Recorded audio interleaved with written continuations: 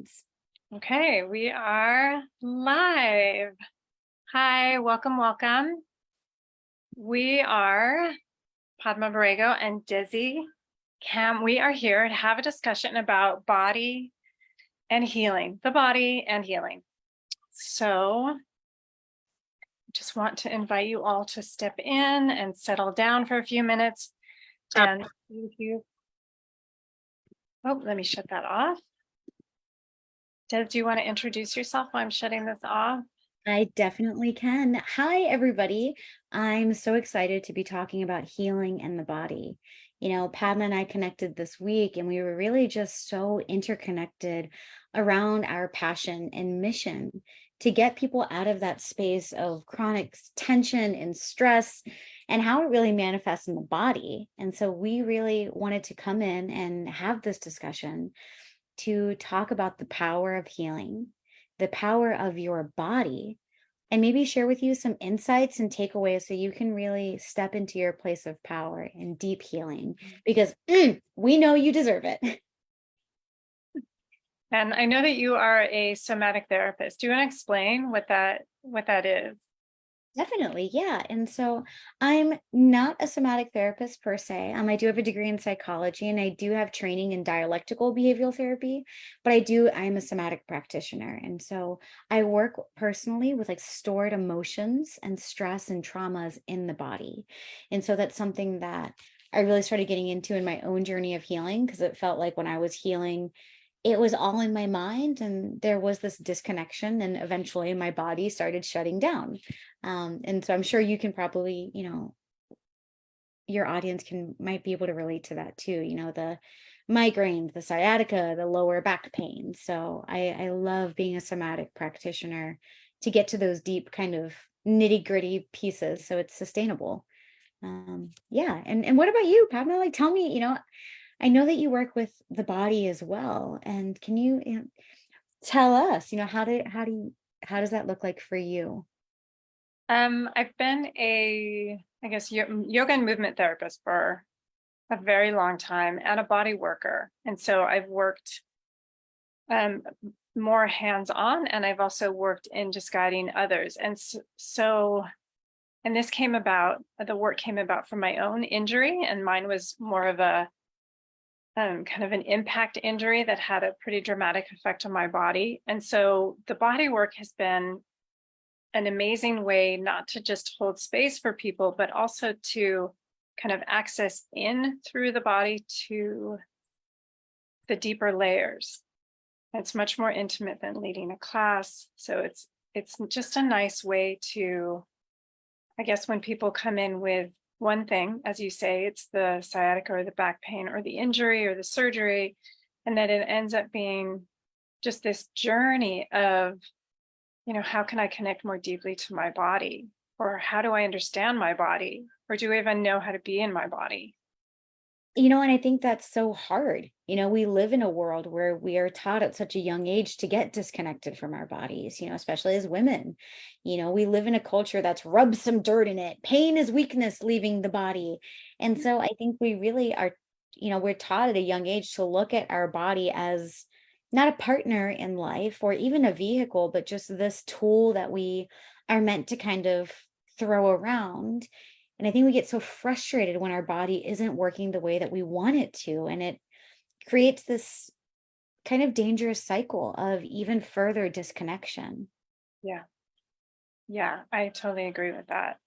And it's interesting to hear like people come in and talk about their bad hip, bad leg, or I think the expectation, just like you said, that we're supposed to kind of get fixed like a car. Like we just go in for tune up or get, change something, just change it, fix it, because I want to be better, in which I totally understand. And I understand those feelings because I've also been part of this culture. And what I've learned over the years, and just even sitting and being present with other people in their journey, is that it really isn't about the performance of our body, right? That we are, and lately I've had this more awareness of just it's like the seen and the unseen world, right? That we see our skin and we hear about joints and bones, but we don't really see the relationship to our emotions or our thoughts. Like we don't maybe see what happens when something intense happens and we start gripping our shoulders or our fists or our jaw. Like if somebody yells at us, or, if a car hits us, or if something happens, that we don't actually notice sometimes what's happening inside of our body. Yeah. Yes. 100% yes. And I think it becomes our normal. We're so used to being in chronic stress and tension that, over time, we don't notice that we have been holding our breath, that our shoulders are always kind of in the space of tension. Because when we are in that world of mindset, like what's next, productivity, my body's a vehicle, there, it's not connected. It when you were talking about the seen and the unseen, it's so difficult for us to see what else is in the picture with Mm, us when we are really feeling like we're in the picture frame. And when we can really shift out of the picture frame and look at the bigger picture, you're right. We do see the connection between stress in our shoulders, or brain fog and maybe a headache, or some of the way that our organs process that stress too. It's not just what we're seeing and feeling. And because it's become so normal for us, we don't even realize it. Stress becomes so normal that we're like, no, actually, it's not so stressful. Meanwhile, your brain is racing with a stacking to-do list and, expectations, but it just becomes so normal.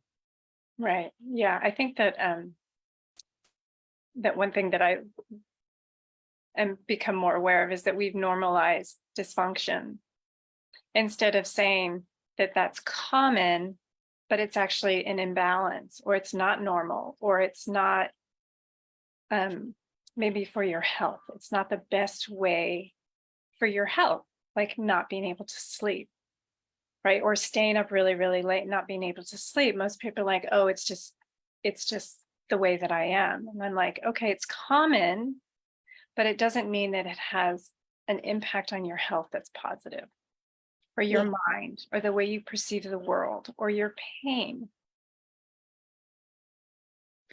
And I think because it has become so normalized, that the idea of shifting that normal, of stepping out of the box and the structure and the framework that the world and kind of our culture puts onto us, it can be scary. People are like, oh man, I would love to sleep through the night and wake up just refreshed and, not wake up in the middle of the night with my racing thoughts or back pain. I want that. It's like, okay, well, we're going to work with the body and get to the root cause of it. It's like, oh gosh, you know what? Maybe I'll just take a sleeping pill instead. Because again, we live in a world where, again, with the body, it's the vehicle. You're not going to sit down with your car and be like, what's wrong? What's bothering you? Like, you're going to slap some, I'm so not great with cars. You're going to slap a fog light on it, and be like, that's it. It should work now, and I think we have that same idea for us. The work seems like it's going to be really scary, or it's going to take too long. And we want that quick fix now. And so we do this surface level quick fix with sleeping pills or fad diets, or a exercise challenge, without realizing that it's not sustainable. Yeah, absolutely. Absolutely. Absolutely. And I do think that, um, and the more I understand about the nervous system, is that change, right, is inherently really scary. And I get that. And so, I mean, what I love about some of the tools that we use, um, whether it's inquiry, whether it's breath, whether it's sound, whether it's movement or slow movement or nervous system work, um, that it just allows us to tip a little bit into the unconscious and do some of the work there. It's because our conscious self is like, no, absolutely, absolutely not. I don't want to, or I can't, or it's too scary, or I don't want to change. I don't want to give up something. Yeah. And, I think it's that It's the giving up. Like, I like the life that I live. I'm comfortable. I don't want to change it. Yeah. And I think it's that I know change is uncomfortable. And that resistance to change is so it's just causing more stress in the body, without even realizing it. And I was talking about this earlier today, how sometimes when we're connecting to our bodies, when we're really turning inward on our journey of healing, there's this idea that we have to kind of go into a place of stillness. And that in and of itself can be so triggering because we're like, no, I've been living in the fast paced world of produce, what's next? And now you're asking me to work on my body. You're probably going to ask me to sit down and close my eyes. Like, and it's coming back to that car metaphor, really bringing in gentle exercises, like you're saying, to go slower before you go still. Because you're not going to have a car going 100 miles an hour just slam on its brakes. That's going to be dangerous.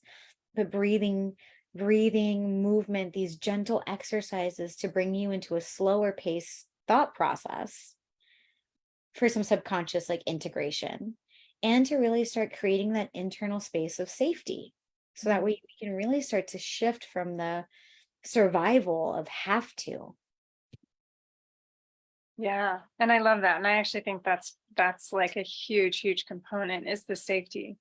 And that I mean, I know for me that I have operated out of a place of not feeling safe in many ways. And it's taken me a long time to understand, oh, that was just responding from a place of feeling threatened, of feeling unsafe, of not feeling, my own capacity or my own capability in the world. And I wonder if when some people are resistant towards healing, this deep level body healing, if it is not just maybe the resistance to change, but the fear of it's not going to work. If this doesn't work, then what does that say about me? Mm, And I think that fear, what you were just talking about, having it connected to this deeper kind of inner reflection, I think that consciously or not can put us in that space of survival of, what if this doesn't work? What is it going to say about me? I'm going to be rejected because I'm doing different things. I've changed my life. And the truth is, I'm just broken. It's too late absolutely. for me. It's too late for me to open up a connection with my body. I'm lost, you know. Yeah, I'm lost. And there isn't a huge amount of support.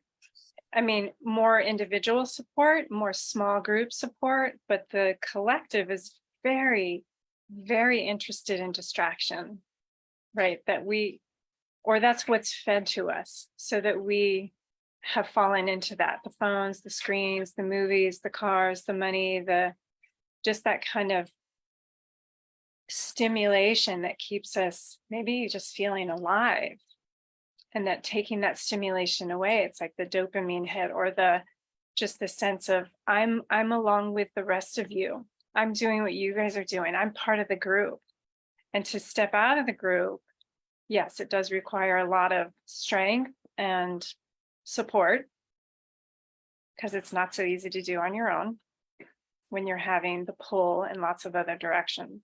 Changing how, just simple things like changing how you eat, Yeah. changing how you move. Even putting boundaries around some of those things you were talking about. I've got a little thing on my phone where it's like, after 25 minutes on social media, it gives me a little thing that's like, hey, you're coming up on time. And so I think there's so many different ways that we can start to separate ourselves from this distracting world that really shoves it in our face, the instant gratification, instant stimulation, like also the quick fix. I'm so used to something new happening, change happening so fast. Why is it not happening in my body? Yeah, absolutely. And then we go down into that spiral, and our body's like, I'm doing the best I can. But it's hard to create boundaries with yourself around something that is addicting and something that is part of the status quo, part of the community. Those are two really big things to try and challenge. Huge, And so huge.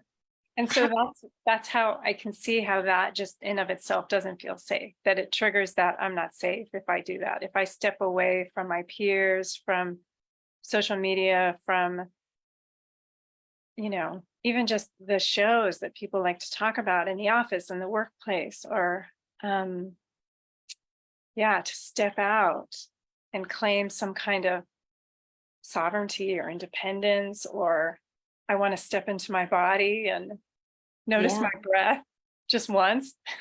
right. And to try and do that with the fear of being not included, that Yeah, FOMO that talks about, to combine that with the withdrawals that can also yeah, happen where it's like, yeah, okay, like I'm just gonna take a step back and like focus on my breath. And the brain is like, what do you mean? We've been getting like all this dopamine all day, like we've been in it, we've been stimulated, and now you're asking me to breathe for 20 seconds. Like it's again, it puts us our body in survival. It puts us in restlessness, and it doesn't always make us feel safe. And I'm curious when it comes to you and your journey, how do you create boundaries around some of these stimulating, distractive parts of the culture we live in? yeah. That's interesting. So, yesterday I had an awareness. Like I've lost my father in the last I lost him 7 months ago. I didn't lose him. He left his body. He's still around. But but it really impacted my body in a huge way, not just the grief, but taking care of him and the amount of adrenaline needed to take care of him. With severe Alzheimer's for almost a year. It was just very intense.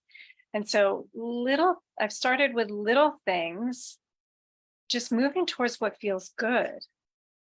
And even yesterday, I kept like my mind keeps wanting to go with what feels safe and what feels what's going to help me cocoon. Yeah. And I had this awareness that I need to cocoon, but I also need to reach bigger, and I need to step into support that feels expansive or supportive of kind of growing, of living, of finding my vitality again in a different way. So yes, the boundaries of shut the screens off 2 hours before bed, lay in bed even if you can't sleep, just no screens. No, right, because the screens don't necessarily, it feels like comfort, but it doesn't necessarily make me feel good. I don't get out of bed going, oh, I feel amazing. Yeah. So it's like moving towards what is ultimately nourishing and remembering that, even just having little hits of it and like, oh yeah, like going walking on the beach and seeing the dolphins. I want more of that. Or I want to feel better. I want to feel um, vital and energetic and fully connected to my body and to my place in this world. So that's what helps me, because sometimes just setting the boundaries doesn't help. It's Definitely. like, why am I doing this? And I think that's such a powerful thing to know your why as you're stepping into boundary setting and as you're stepping into really this deeper, place of healing. And thank you for sharing, what you're going through right now and how you're really learning how to cocoon while expanding. I really see this like beautiful like butterfly that's, in her cocoon nesting and expanding, and is like, I've cocooned before, but this time it's different. This time I need a bigger cocoon because when I come, the transformation is going to be bigger. You Yeah. And I think being connected to your why is so powerful. And, this came up again in my mind when you were talking about how powerful and relaxing it is, going and seeing the dolphins on the beach or going for a walk or anything that's not looking at your phone, reading a book in bed. But again, it just comes down to work. It's like it's so much, we live in a world of distraction and escape where we're looking for that comfort, and it's so much easier just to open our phone. It seems like there's so many steps, so much more work to be like, well, I'm just going to go outside and check the mail. It's like, oh, but then I've got to go down, we that voice in our head is so good at keeping us in that place. But remembering your why. And, I like to think that I'm just helping my future self out. Like future Des would love this. And future Des is my best friend. So what can I do to help future Des out? Because she doesn't like it when I'm on my phone for too long. Right. And just the what do I want to do in this world? Like what is it? You get deep, Padma.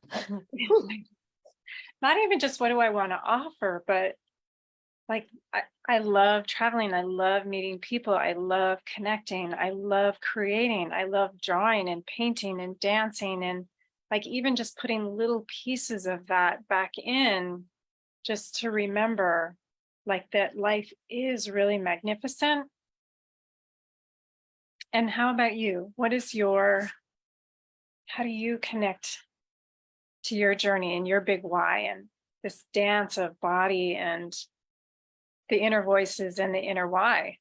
Yeah, I remind myself of it almost every morning, and anytime I'm doing an event or I'm talking to someone or doing an interview, I always write myself a letter where I'm like, hey, you're going to have this day.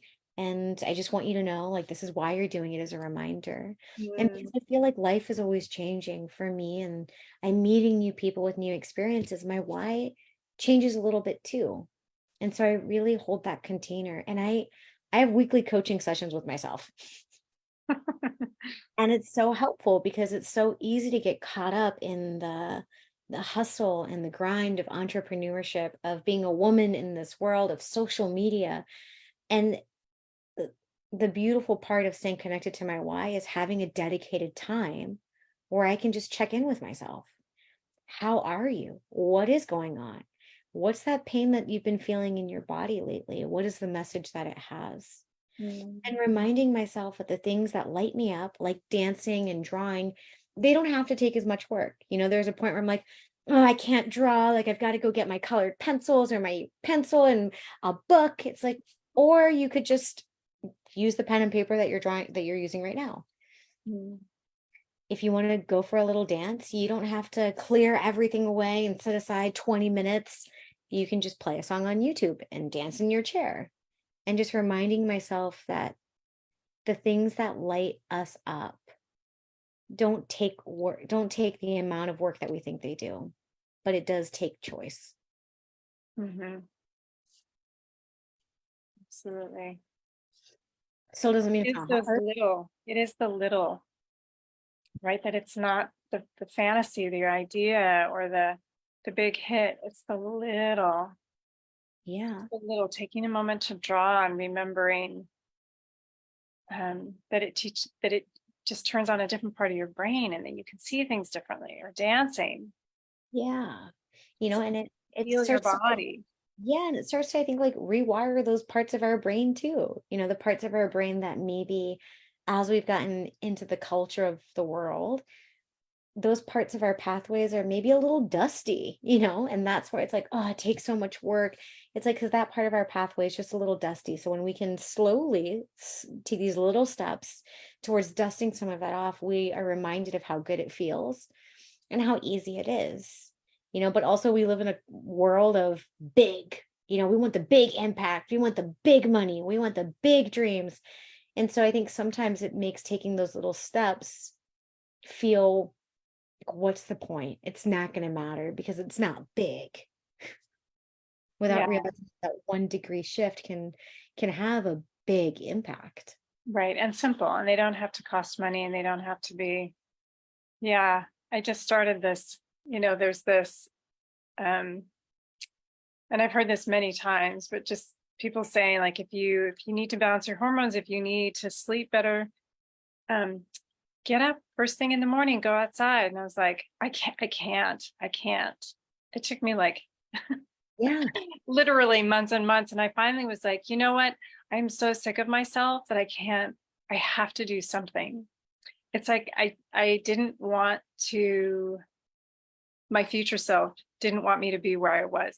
So I started getting up and going to the beach. And it was like a 5-minute walk because that's all I could do. And Yeah. then come back. And then every day it's it was a little bit more. And sometimes it's 15 minutes, but I just go and say my hellos and watch the birds fly around and check on what's happening at the beach. But And that's such a powerful way to start your day, but to it's start your changed a lot. It's so simple, but it's changed a lot. It doesn't have to be the beach. That just happens to be close to me. It could be a walk around the block. yeah, it could be just going outside in It your could be front, sitting outside. you know, and it's such a powerful way to start your day, because I think we want to wake up and we want to look at the alarm goes off. Many of us use our phones for the alarm now, where the more that we look at our phones, especially first thing in the morning, we go into that place of reactivity.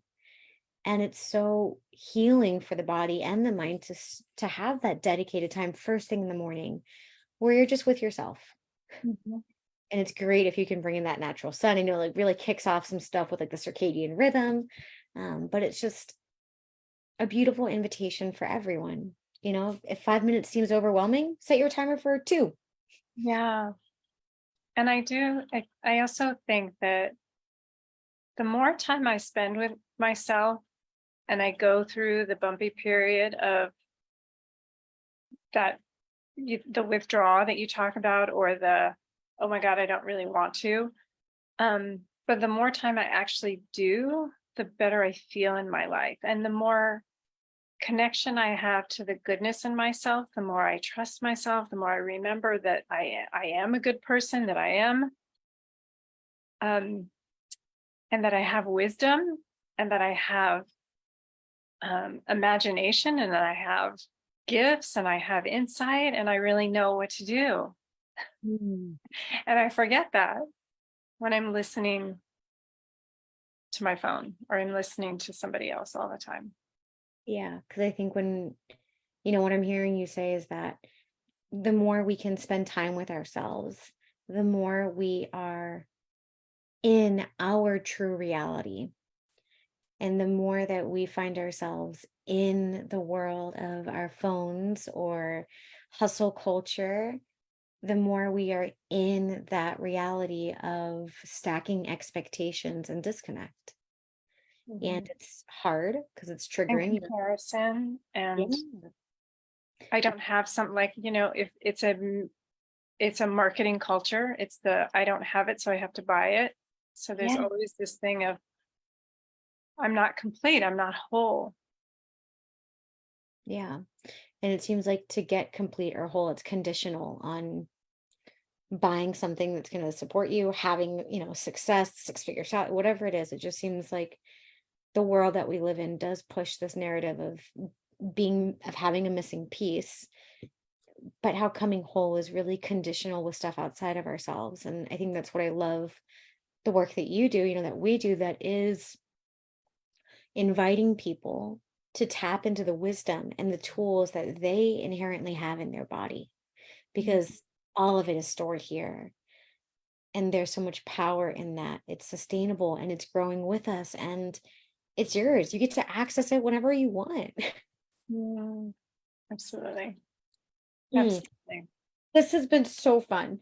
I know. You probably should That's what I was thinking. I was like, I think it's time for us to kind of, you wrap know, up. yeah. Oh, such a lovely time with you. And I so kind of cherish your opinion and your view and your vitality and your gift. So And same, for everyone who's watching this, if you're new to either of our worlds or to both of us, like hello. And Padma, this has been such a treat, honestly, to mm, have you share insights and wisdom in your personal journey. It's just so many golden nuggets. I can't wait to rewatch it just to really soak in the wisdom that you've shared. And also before we get off, I know you've got an event coming up on Tuesday. Like tell everybody about it because it's awesome. I do. I have an event on Tuesday, 3 inner secrets to heal beyond body pain and love the body you have. So it's a lot of what we talk about, but we're distilling, like, get 3 little nuggets Yeah. just to remind you that it's possible, and some tools to take home and play with. So yes, I'll put a link below, and I'll put both of our information below. Awesome. I Thank you can't wait. so much. Yeah. Mm. Thank you. And thank you for that event on Tuesday. I know it's going to be transformational for many people. And so thank you so much, Padma. Thank you. Bye.